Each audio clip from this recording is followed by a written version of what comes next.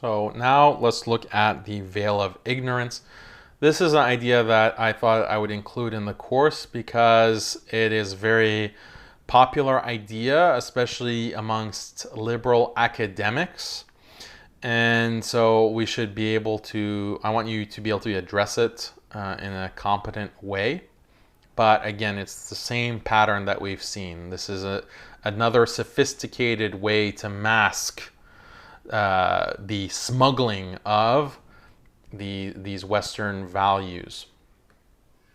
So what is the veil of ignorance? This is a thought experiment by the philosopher John Rawls. He was a legal philosopher at Harvard. And what he discussed about what he called the original position and political liberalism, this became very influential.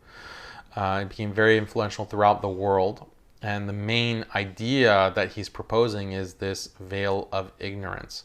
So John Rawls is asking, how do we determine laws for a just society? And what is the ideal way to determine laws in a just society?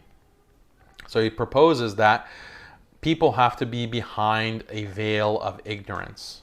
Okay? People have to make laws about what is just in society behind this veil. And this is a special kind of veil that prevents you from knowing your ethnicity, your social status, your gender, your personal beliefs about what is good and evil, basically your religion. This veil, okay, this magical kind of veil, basically prevents you from knowing these details about your identity.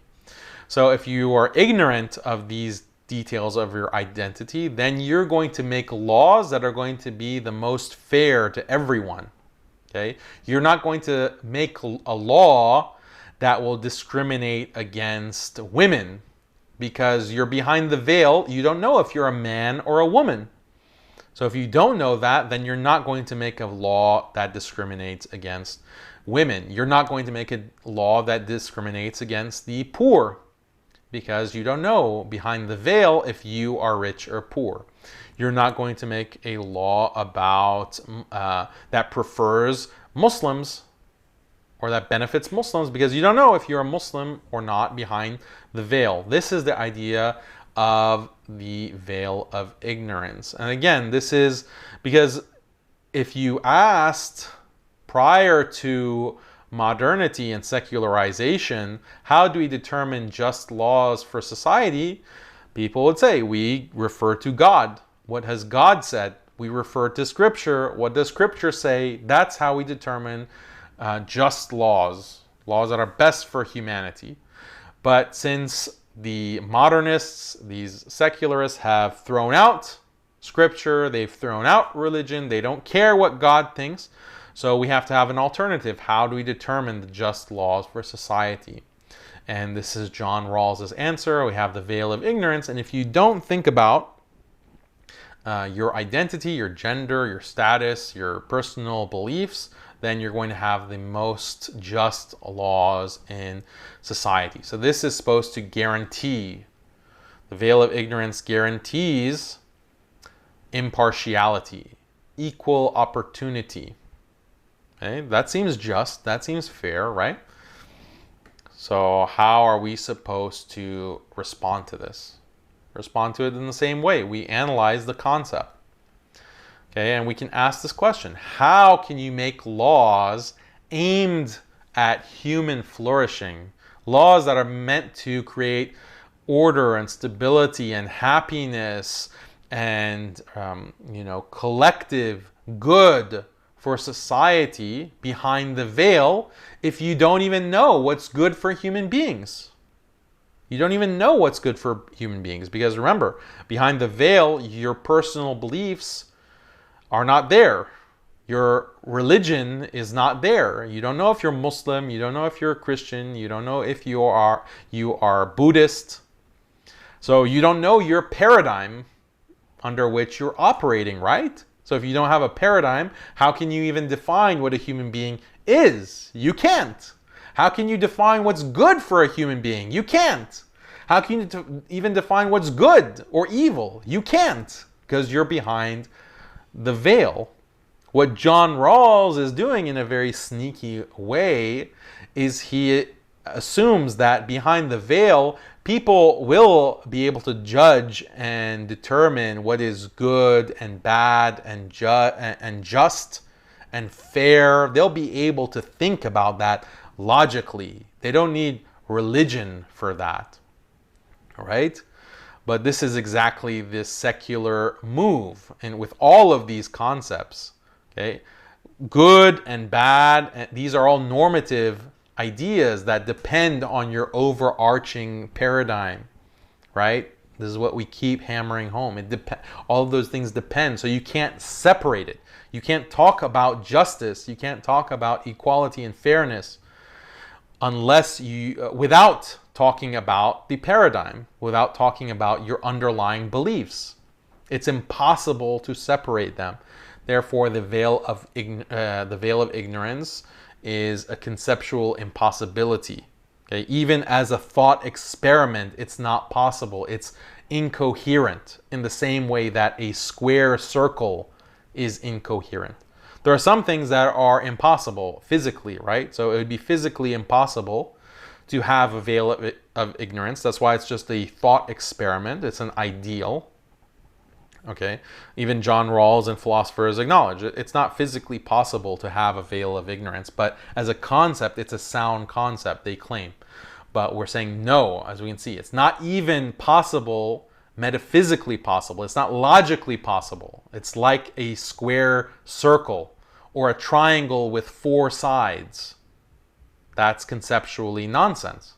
This is what the veil of ignorance is.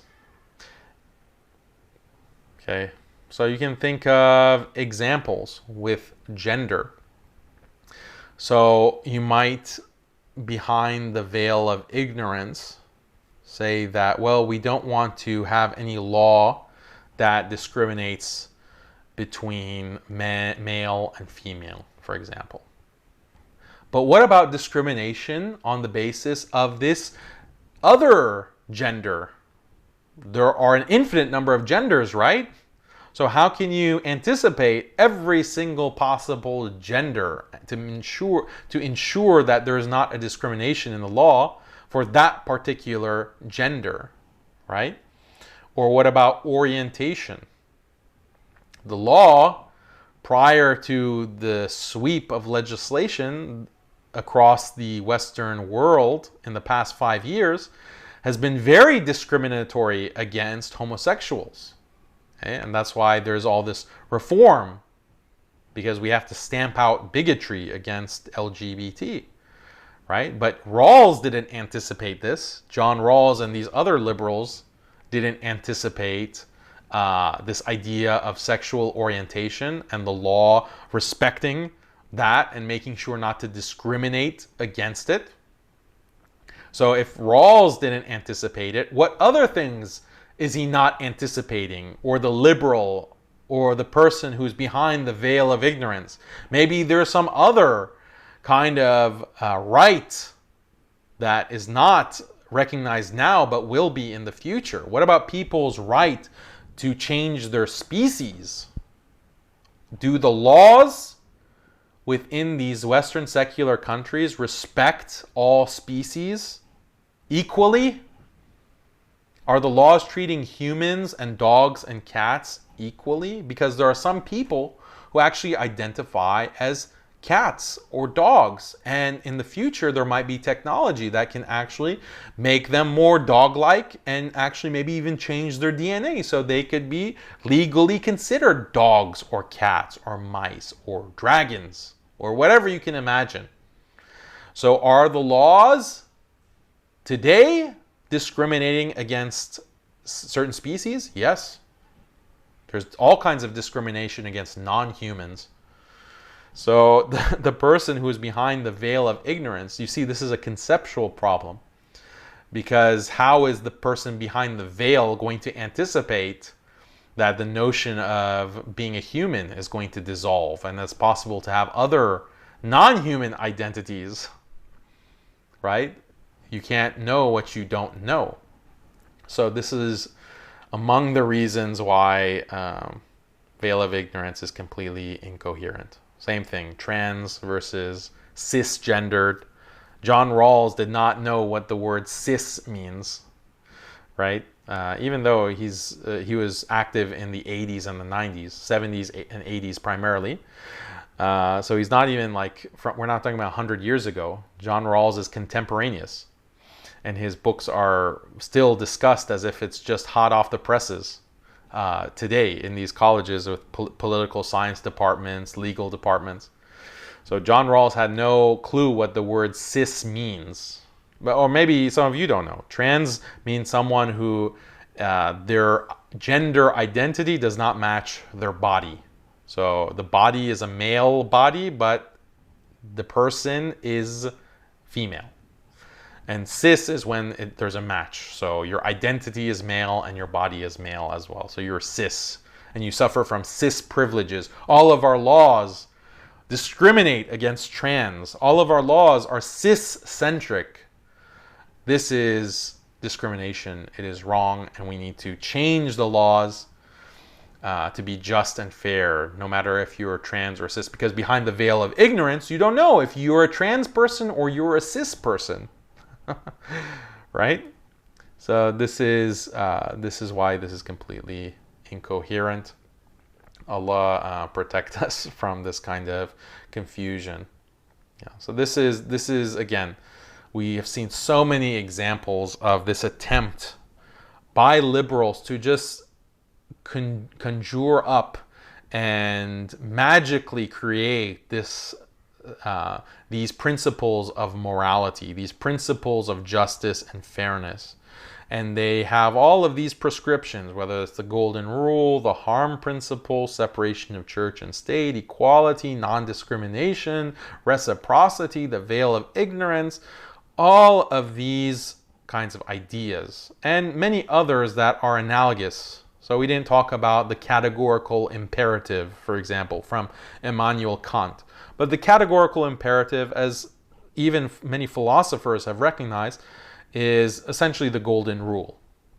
So we didn't get into every single example, but we talked about the most common and the most influential liberal arguments.